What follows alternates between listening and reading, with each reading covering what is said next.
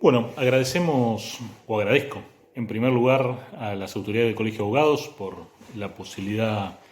de brindarnos este espacio para que podamos llevar a cabo algún tipo de actividad de capacitación durante este tiempo, en el cual las actividades presenciales se encuentran obviamente interrumpidas. Proponemos una serie de videos explicativos acerca de lo que podemos denominar una teoría general de los recursos en materia penal, con el objeto de brindar una visión muy introductoria de elementos básicos que permitan componer una plataforma de conocimientos, de cursos y estrategias de acción que pueden ser volcados en cursos de estrategias de acción aplicables a los diferentes tipos o clases de medios de impugnación que administra nuestro Código Procesal Penal. Vamos a seguir entonces los dispositivos específicos que contiene el Código Procesal Penal de la provincia de Buenos Aires para que nos sirva como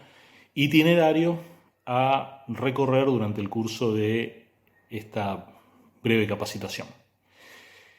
Para comenzar, en este primer video vamos a ver algunas nociones o las nociones básicas acerca de lo que denominamos o que la doctrina denomina recurribilidad o impugnabilidad objetiva. Antes tenemos que hacer una caracterización,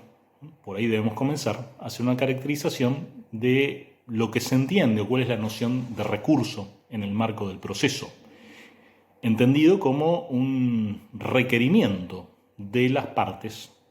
concebido como un requerimiento, como una facultad procesal que la ley le acuerda a las partes como medio de impugnación, como medio de atacar una resolución que les provoca un agravio. Acá aparecen algunas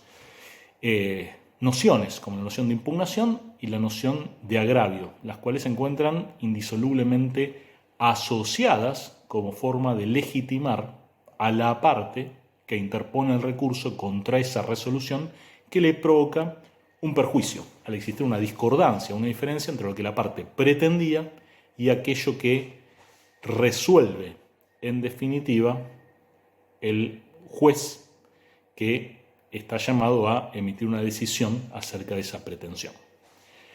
¿Qué va a provocar o qué busca la parte a través de este requerimiento dirigido por regla a un tribunal superior al que emitió la resolución impugnada? Un nuevo examen de esa decisión, denunciando cuáles son los vicios que, según su mirada, esa resolución contiene. Y va a buscar, a través de este nuevo examen, que esa resolución sea revocada, la revocación de la resolución que se conoce como casación formal desde el punto de vista técnico, la reforma de esa resolución, que también desde un punto de vista técnico se conoce como casación material, o el reemplazo del contenido de esa resolución por una de significado o de sentido opuesto. Es decir, este nuevo examen puede desembocar en lo que es la solución pretendida por la parte, solución pretendida que siempre las partes deben poner de manifiesto al interponer el recurso por una cuestión de orden expositivo, es una práctica indispensable si lo que se está buscando es la revocación, la reforma o el reemplazo de esa decisión que se estima agraviante. Bueno, vamos a ubicar entonces en el artículo 421 del Código Procesal. El artículo 421 inaugura esta serie de disposiciones generales aplicables a todos los recursos y va a tratar de la impugnabilidad objetiva y de la impugnabilidad subjetiva. Esta última tiene que ver con el quién está legitimado para recurrir. De eso no nos vamos a ocupar hoy, nos vamos a ocupar próximamente. Tanto la recurribilidad o impugnabilidad objetiva como la subjetiva se aunan o convergen para componer el primer principio explicativo ordenador del régimen de los recursos, que es el principio de taxatividad recursiva. Lo primero que tenemos que saber o notar, de acuerdo con el texto del artículo 421, es que son recurribles las resoluciones judiciales. Las resoluciones judiciales que aparecen enunciadas en el artículo 105 del Código Procesal Penal. Es decir, aquellas resoluciones que han sido dictadas por un organismo jurisdiccional. Primer punto que es necesario distinguir es que las decisiones del Ministerio Público Fiscal no son directamente recurribles, al margen de que tengan su propio mecanismo, alguna de ellas tengan un mecanismo propio de revisión al interior del Ministerio Público Fiscal, como ocurre con la posibilidad de la víctima de requerir, en los términos del artículo 83, inciso octavo del Código Procesal Penal, la revisión del acto que archivó o desestimó la denuncia, o bien la que el artículo 334, segundo párrafo, concede a las partes de solicitar la revisión, también ante el fiscal general, de la prueba que fue denegada durante la investigación penal preparatoria. Ahora bien, las resoluciones judiciales, y acá radica el núcleo de la impugnabilidad objetiva, son recurribles en los casos expresamente establecidos por el Código Procesal Penal y por los medios que también han sido previstos por el Código. Es decir, que no toda resolución judicial es recurrible, sino aquellas que expresamente la ley declara como tales, y no por cualquier medio, sino a través del medio que el legislador ha previsto al efecto. Es decir, que hay una correspondencia entre la clase de resolución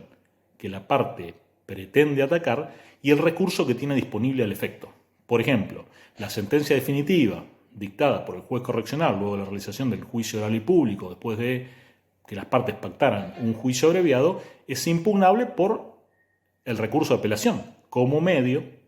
ante la Cámara de Apelaciones y Garantías en lo Penal. La decisión de la Cámara de Apelaciones y Garantías en lo Penal, que por ejemplo revoca una excarcelación que había sido otorgada por el juez de garantías, es impugnable o atacable mediante el recurso de casación. Es decir, hay una correspondencia, insisto, entre la clase de resolución atacada y el medio del cual la parte dispone para atacarla. Hay dos modos que utiliza el legislador para declarar expresamente recurrible una resolución. Lo puede hacer de una forma específica, al referirse a cada resolución en particular, o a una forma genérica al regular el tipo de recurso del cual se trata. A ver, nos explicamos. En nuestro Código Procesal Penal, el recurso de apelación está modulado, la recurribilidad en materia de recurso de apelación está modulada bajo esta forma de recurribilidad específica. Es decir, que al tratar cada resolución en particular, el legislador ha consignado si procede contra esa resolución un recurso de apelación. Por ejemplo, el artículo 164 dice que contra la decisión o el auto que impone la prisión preventiva procede el recurso de apelación. El 174 contra la resolución que se dicta en materia de excarcelación. El 325 al hablar del sobreseimiento. Es decir, que las normas relativas a la impugnabilidad objetiva, es decir, qué clase de resoluciones pueden ser impugnadas, se encuentran dispersas a lo largo del código, a lo largo del texto normativo, sin que aparezcan de algún modo compendiadas en un único dispositivo. Cosa contraria de la solución que prevalece en materia de recurso de casación, en el cual la impugnabilidad objetiva ha sido definida a través del criterio genérico al regular el recurso de casación en el artículo 450, donde se enuncian cuáles son las resoluciones impugnables en casación que están vinculadas con la sentencia definitiva o básicamente aquellas que resultan equiparables a sentencia definitiva. Hay una tercera categoría, por fin, de resoluciones clasificables en materia de impugnabilidad y que son aquellas que expresamente el legislador declara irrecurribles. Aquellas contra las cuales en principio no procede ningún recurso y que son aquellas, por ejemplo, la que se dicta luego de celebrar la audiencia preliminar reglada por el artículo 338 del Código Procesal, contra el cual no procede ningún recurso, sino que podrá hacerse eventualmente la protesta que equivaldrá a la reserva de recurrir en casación. El artículo 421 del Código Procesal continúa refiriéndose a dos requisitos de admisibilidad inherentes al acto de impugnación. El primero tiene que ver con la temporaneidad, es decir, que cada recurso tiene que presentarse dentro del plazo que la ley otorga a este efecto. El artículo 437 nos habla de 3 días para el recurso de reposición, hay 5 días en un artículo 441 para el recurso de apelación, se extiende a 20 días cuando se trata de impugnar la sentencia definitiva recaída en materia correccional, y son 20 días también los que el artículo 451 asigna para interponer recurso de casación. Si se exceden estos tiempos sin que se haya interpuesto la impugnación, decae, se pierde el derecho a hacerlo. Es decir, se trata de plazos perentorios en todos los casos.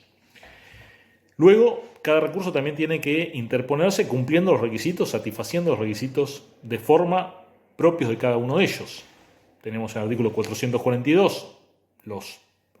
requisitos de recurso de apelación, en el 451 los requisitos de forma del recurso de casación. Adelantamos sí que el recurso de apelación se presenta como un recurso mucho menos formalizado, está desformalizado frente a lo que es el recurso de casación. Nótese como ejemplo que no hay que manifestar en forma previa la intención de recurrir en el recurso de apelación, esto es lo que se conoce como reserva, y tampoco es necesario al momento de recurrir acompañar en el recurso de apelación el sumario o síntesis donde se indiquen los motivos de agravio y la solución pretendida. Por último, la otra carga técnica que tiene el recurrente, y esto sí que es muy importante, es indicar los motivos específicos en los cuales se sustenta el recurso y sus fundamentos. Aplica en el caso del 442 mismo para el recurso de apelación, y ya nos vamos al artículo 448 para el recurso de casación, por ejemplo, más los motivos específicos de cada uno de los recursos extraordinarios que pueden hacerse valer ante la Suprema Corte de Justicia de la Provincia de Buenos Aires. Con esto estamos entrando en un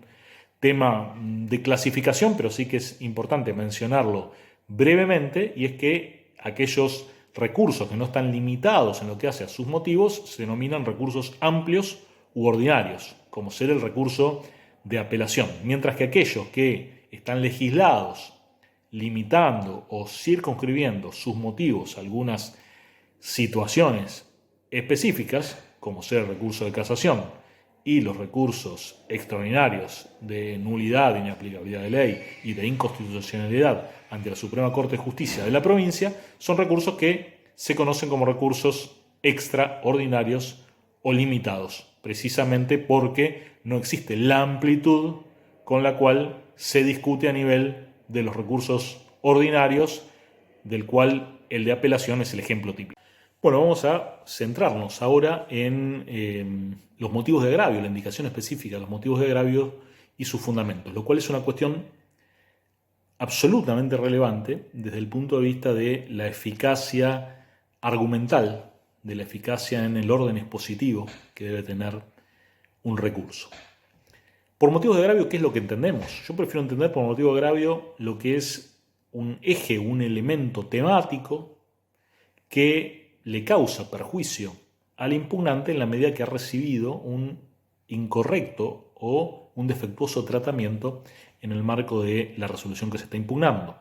A ver, como ejemplos de motivos de agravio, yo podría agraviarme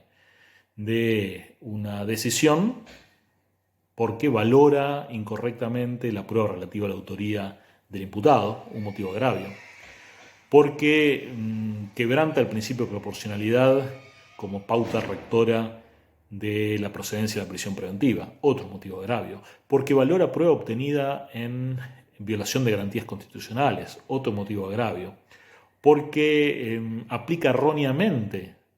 el tipo penal en función del cual se deniega la excarcelación, otro motivo de agravio, porque incluye indebidamente un elemento agravante a la hora de individualizar judicialmente la pena. Es decir, esos son los motivos de agravio y deben ponerse de manifiestos, bien claros, para lograr que el recurso tenga o cumpla con una función comunicacional donde esté claro cuál es el vicio que se denuncia. A los motivos de agravio se encuentran luego asociados los fundamentos. Tanto motivos de agravio como fundamentos hacen a la autosuficiencia del recurso. ¿Qué serán los fundamentos? Son las razones, es el desarrollo de las razones por las cuales se demuestra la procedencia de esos motivos de agravio. Es decir, confrontan los fundamentos del pronunciamiento recurrido, atacan las premisas en las cuales se basa esa decisión impugnada. Es decir, que yo debo dar cuenta, si dije que se aplicó erróneamente el tipo penal en función del cual se denegó la excarcelación, tendré que desarrollar como fundamentos las razones por las cuales predico que la conducta que se le atribuye al imputado es atípica o bien que encuadra en un tipo penal más leve que el que se le atribuyó y que viabiliza la posibilidad de la excarcelación.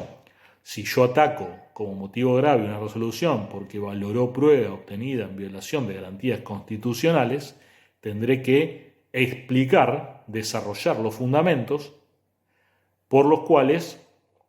demuestro que esa prueba efectivamente se obtuvo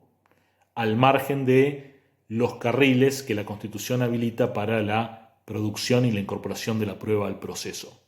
Es decir, vamos a tener tres cuestiones a ordenar, que vamos a ver también con mayor detenimiento cuando veamos el artículo 434 del Código Procesal, el que regula la jurisdicción o el ámbito de conocimiento del Tribunal de Alzada, pero un recurso tiene que indicar cuáles son los puntos de la resolución impugnada, cuáles son los motivos de agravio, imbricados siempre en los puntos de la resolución impugnada, y luego desarrollar los fundamentos que confrontan críticamente, a la luz de los motivos de agravio, confrontan críticamente las premisas del resolutorio recurrido.